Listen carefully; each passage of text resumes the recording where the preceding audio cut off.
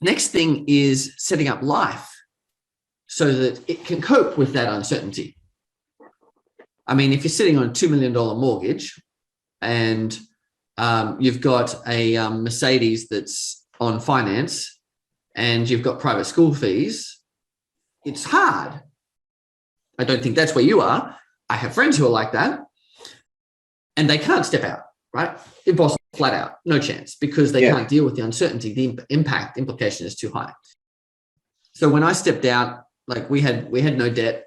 We've always bought cars for cash. Okay, school fees were kind of painful, but apart from that, like the only thing that happened if we didn't